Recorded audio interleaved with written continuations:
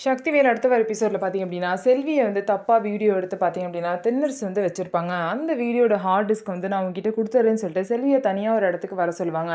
ஆனா, செல்வியும் நம்பி அந்த இடத்துக்கு போயிருவாங்க. ஆனா, தென்னரசு வந்து பார்த்தீங்கன்னா, திருந்தவே இல்ல அப்படிங்கிற விஷயம் செல்விக்கு தெரியாது.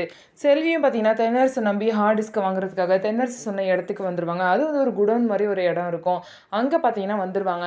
உடனே பார்த்தீங்கன்னா, தென்னரசு செல்வி கிட்ட வந்து, "இந்த மாரி நீ உன் ஃபோன்லேருந்து மெசேஜ் பண்ணு. இந்த மாரி நான் மாட்டிக்கிட்டேன். நான் ஆபத்துல இருக்கேன். இங்க வாங்க உடனே" அப்படின்னு சொல்லிட்டு வேலுக்கு மெசேஜ் பண்ணுங்கிறாங்க. ஆனா பார்த்தீங்க அப்படின்னா, என்னால பண்ண முடியாது. எதுக்கு நான் அந்த மாரிலாம் பண்ணணும்? நான் ஹார்ட் டிஸ்க் வாங்கிட்டு போக தான் வந்தேன். அத மட்டும் குடு நான் கிளம்பிடுறேங்கிறாங்க. ஓ! உனக்கு ஹார்ட் டிஸ்க்க குடுத்து நல்லபடியா மனமார வாழ்த்தி அனுப்புவேன்னு பார்த்தியா? உன்ன இங்க வர சொன்னதே கொலை பண்றது தான். நீ மெசேஜ் அனுப்பலனா எனக்கு ஒண்ணும் பிரச்சனை இல்ல.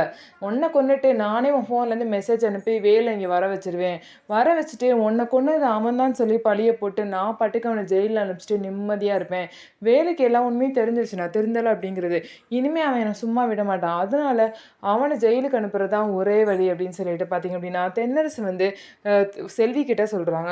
ஸோ இதுக்கப்புறம் என்ன நடக்க போது? செல்வியோட உயிருக்கு ஆபத்து இல்லாம வேலு வந்து காப்பாத்திருவாங்களா? அப்படின்னு சொல்லிட்டு வெயிட் பண்ணி பார்க்கலாம்.